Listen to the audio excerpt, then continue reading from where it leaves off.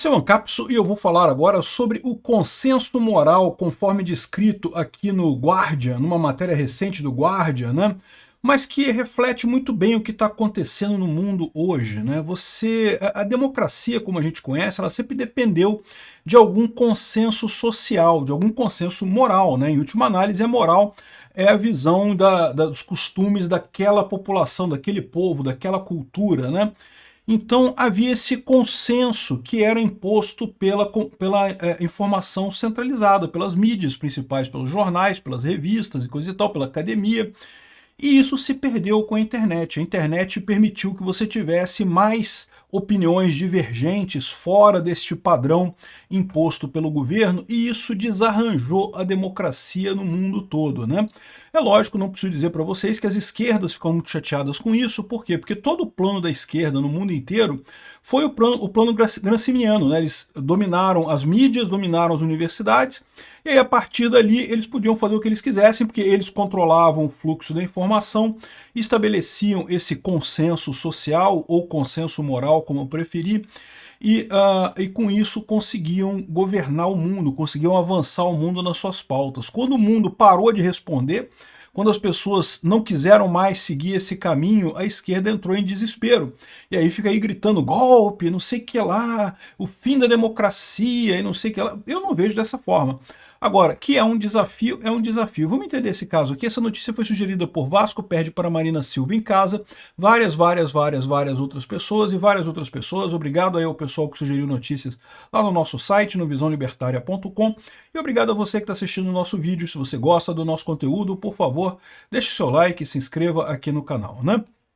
Pois bem, a definição de moral e ética, tem várias definições por aí. Tem gente que acha que é a mesma coisa, tem pessoas que pensam diferente. Eu gosto de adotar uma definição que é a seguinte: ética é o conjunto da união das morais, né? A moral é aquele conjunto de valores e crenças que tem um povo. Então uma sociedade tem determinadas crenças, tem determinadas ideias, e isso muda de país para país. Tem países que são diferentes, tem culturas que são diferentes. Até que dentro do Brasil, né, a cultura aqui no Rio de Janeiro é uma, a cultura no Nordeste é outra, a cultura no Amazonas é outra.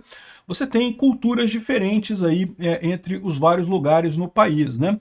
Agora, a questão que você vê é essa: existiria um ponto comum de todas essas morais? Ou seja, será que existe um conjunto mínimo de itens que todo mundo, qualquer cultura faz parte disso, né? Essa é a pergunta da obra chamada Ética, né? Foi do Platão, né? Platão que escreveu essa porra, né? A Ética do Platão, que justamente se perguntava: haveria um conjunto comum de pontos que todas as morais concordariam com isso, né? Porque as morais são diferentes, né? Lá na Coreia do Norte o pessoal come cachorro, aqui no Brasil comer cachorro é um negócio ruim pra caramba. Mas será que tem alguma coisa? Matar outra pessoa é considerado errado em tudo quanto é lugar. Enfim, será que tem realmente um conjunto de coisas? Será que talvez exista uma cultura em que matar pessoas não seja um problema, né?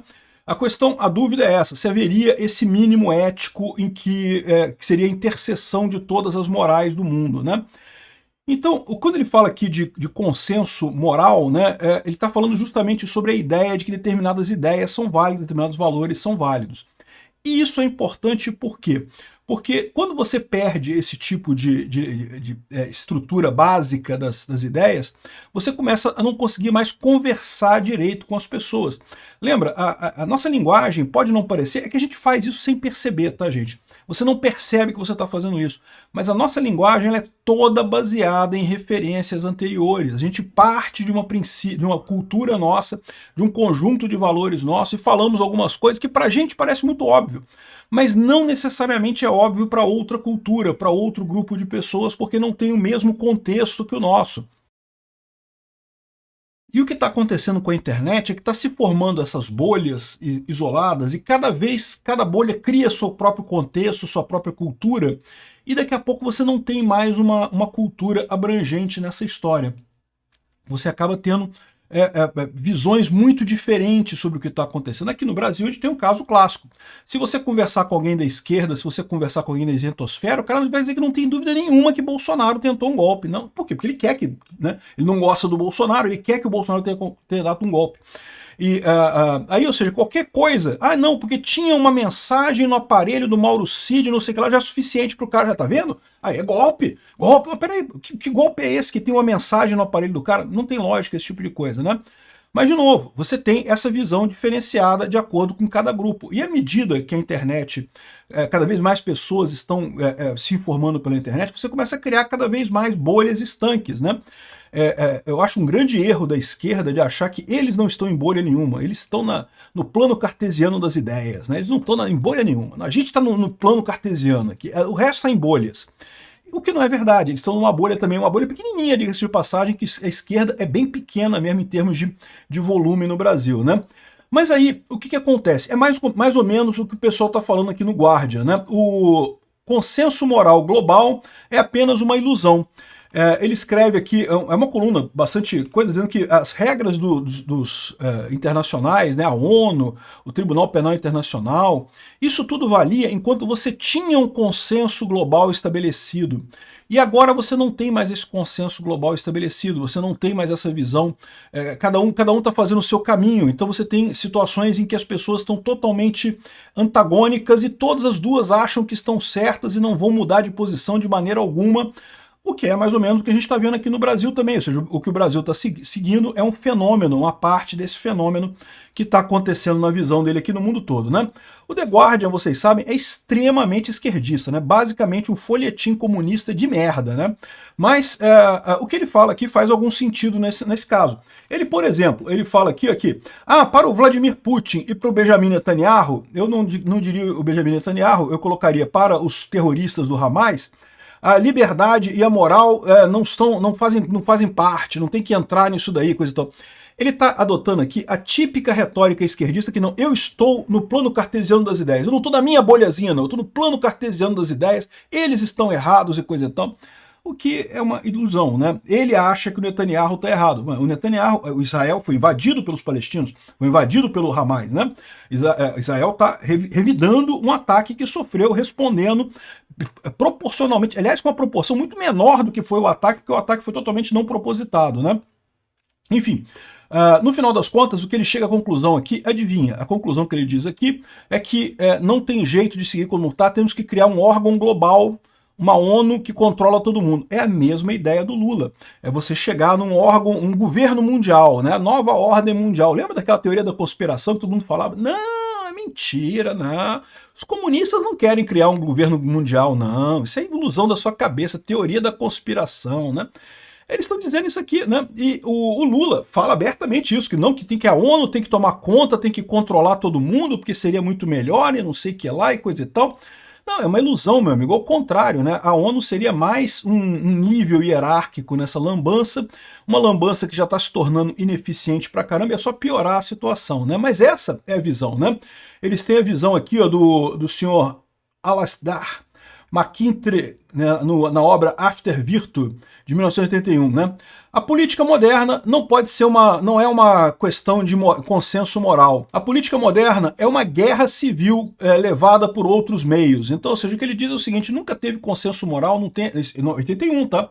Isso é velho, né? Nunca teve consenso moral, nunca teve nada.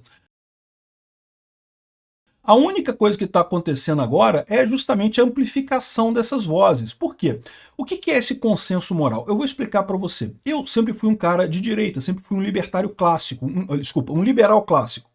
Acreditava que o Estado devia ser mínimo, acreditava que o Estado era um mal, mas era um mal necessário. Então você teria que ter algum Estado, não tem alternativa, tem que existir, mas tem que ser mínimo possível, né? Eu sempre acreditei nisso.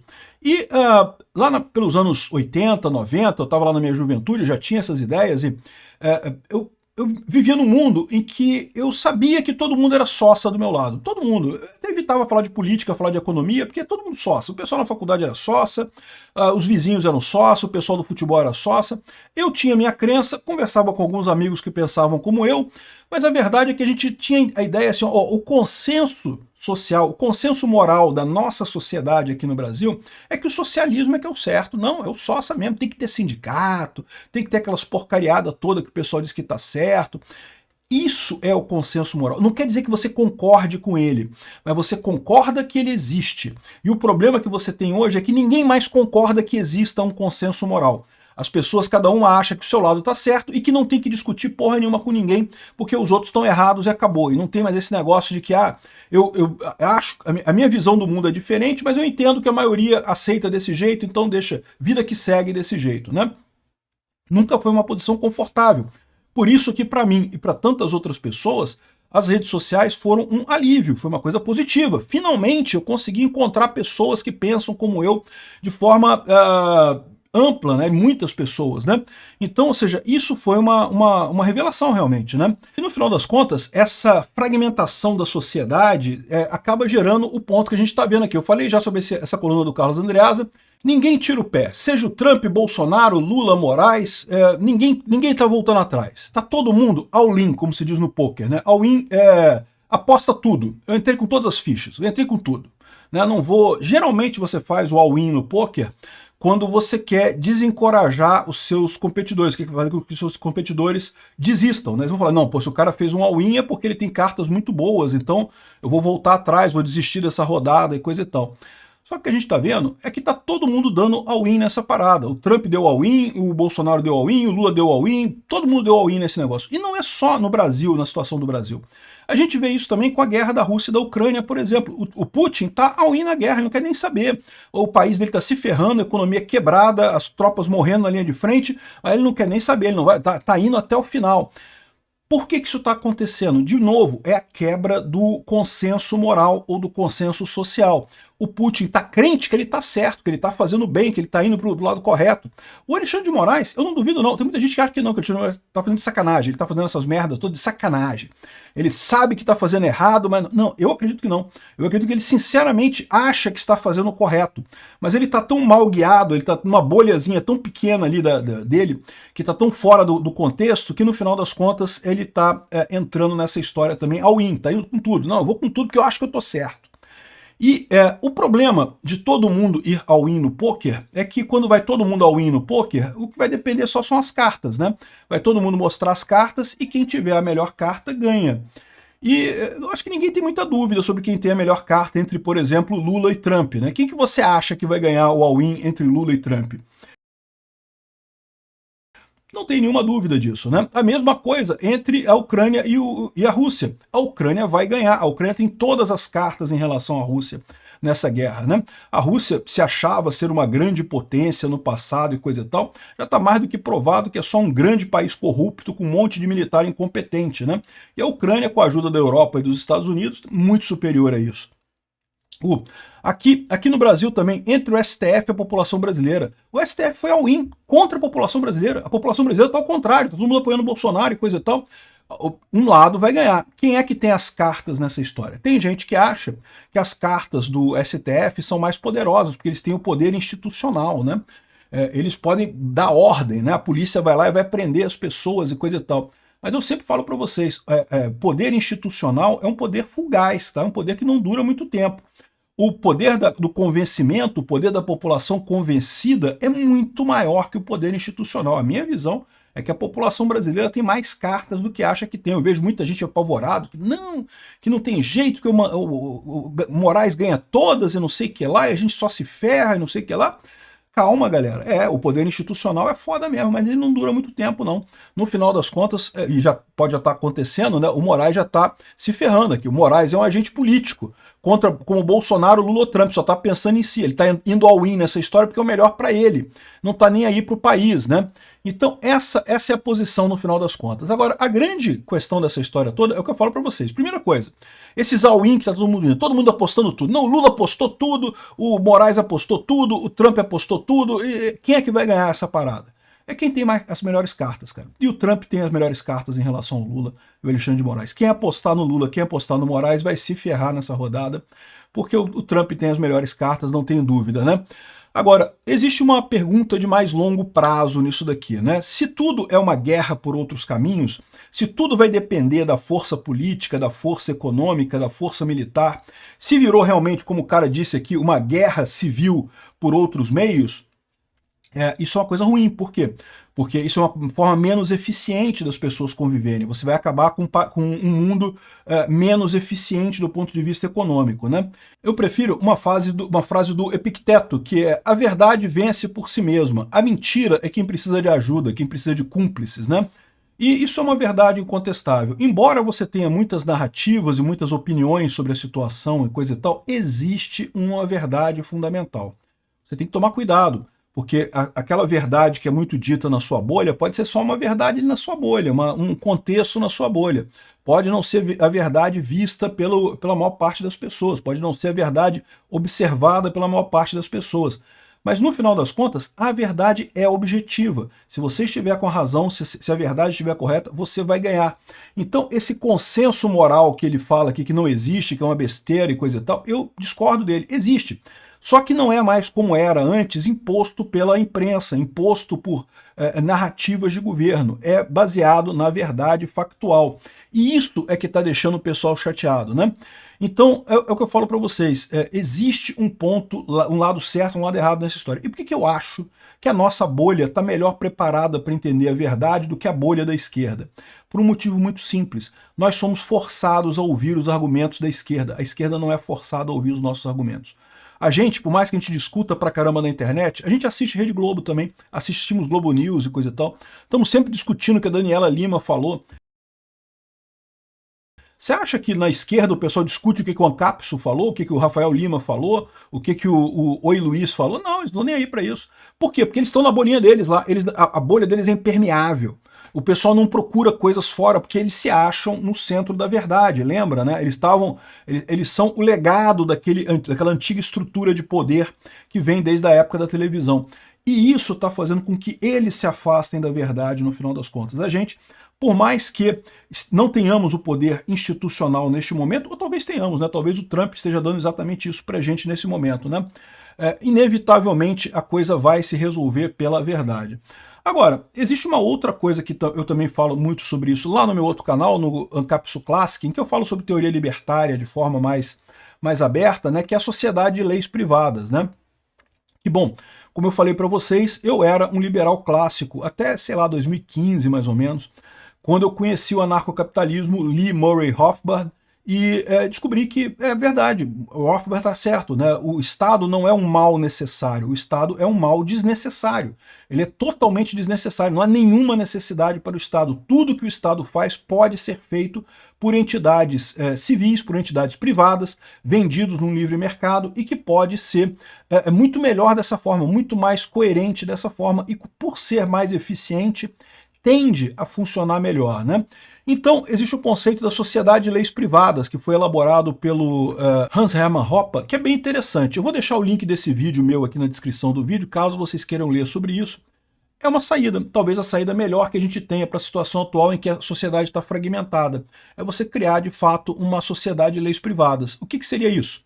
Você tem um ético, um ponto ético, aquela parte que todo mundo concorda. Ela não pode matar o coleguinha é errado, não pode. Enfim, aquele conjunto mínimo de regras que todo mundo tem que obedecer. E, além disso, você tem contratos. Todo o resto é contrato, você assina contrato. Ah, você quer propriedade intelectual? Você assina um contrato lá dizendo que quer propriedade intelectual. Senão, não tem, não vale para você. E isso é uma coisa que pode permitir acomodar essas distinções todas do mundo, né? É uma proposta interessante, e mais interessante de tudo, que você pode falar assim, porra, para, Peter, isso nunca vai acontecer, você acha que os estados vão abrir mão do poder deles e coisa e tal? Mas aí que tá, meu amigo, já está acontecendo, a gente já está vendo isso acontecer nos nossos olhos. As pessoas cada dia mais procuram outros países, abrem empresa em outro país, bota dinheiro no país, compra não sei lá que lá, trabalha para outro país. A gente já está vivendo numa sociedade de leis privadas. Só não é a forma perfeita como eu descrevo aqui, mas é uma forma que a gente está caminhando em direção a ela, em que o país, na verdade, vai ser uma coisa que você escolhe. Você decide qual país que você vai ser cidadão, onde é que você vai pagar os seus impostos, que tipo de serviço que você vai ter dele. A gente está caminhando para isso. Obrigado por assistir o vídeo até o final. Além de curtir, compartilhar e se inscrever no canal, considere se tornar patrocinador com valores a partir de R$ 1,99. Clique no botão Seja Membro abaixo para saber as condições e vantagens de patrocinar o canal. Mais informações sobre o nosso projeto, visite nossos sites indicados na tela.